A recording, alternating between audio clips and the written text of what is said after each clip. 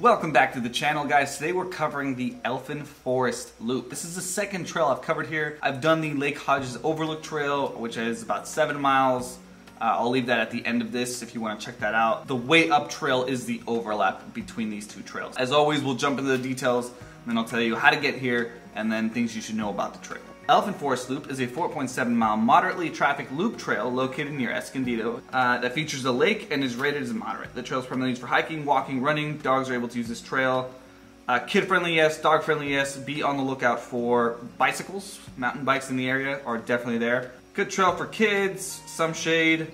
Took the way up trail. I'll talk about that in a second. Overall, people just, they enjoy this trail. It is a very pretty trail. The Elfin Forest kind of area is a very pretty area. How to get here, you are just going to type in the Elfin Forest Recreational Reserve into Google. Now, I want to make an important distinction here because it could save you.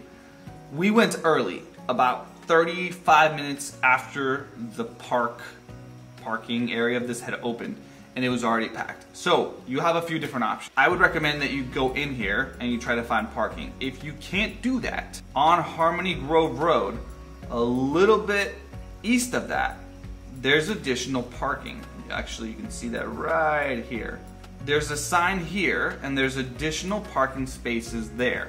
If you do what I did and you didn't see that, you can keep driving a little bit on Harmony Grove Road, and there's spaces along the side of the road here where you can park and then just walk and make your way into the actual park. Now, the parking is really nice. It's small, but there is a visitor center, bathrooms and stuff, so it's very nicely taken care of at the bottom. And with that, let's talk about the trail. My recommendation would be to go counterclockwise on this. The way up trail you can see here goes this way. This is what I've covered before for Lake Hodges Overlook. Let's jump into all trails.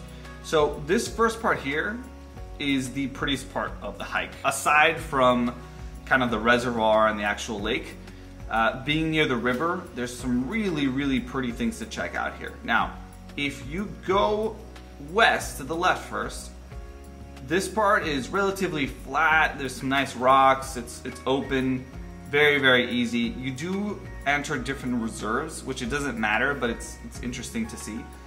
And then you start to make your way up to the top. Now from here, this turning point here, all the way to about here, that's quite the uphill. It's one of those uphills where I kept telling myself like, oh, I see it, we're right there. And then you get there and it was like, nope, psych, gotta keep going.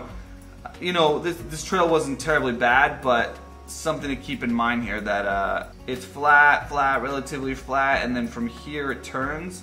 And then from like mile 2, which is right around here, to mile 3 is like the entire incline. This was definitely the hardest part of this trail.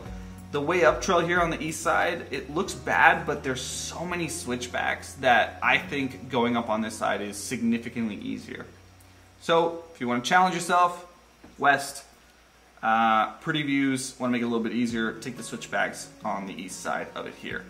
I recommend that once you get to the very top, you take a side little detour here, head over to the ridgetop picnic site. That's where we stopped, that's where I flew the drone. Really pretty views. Or you can continue to make your way to the Escondido Overlook, get better views of the actual reservoir there. And that's really it. Very beautiful. I really like this area of Escondido to hike. It's pretty. There's great views, and there are areas of this that you can use to kind of challenge yourself. Alright guys, hope you enjoyed the video, and I'll see you next week.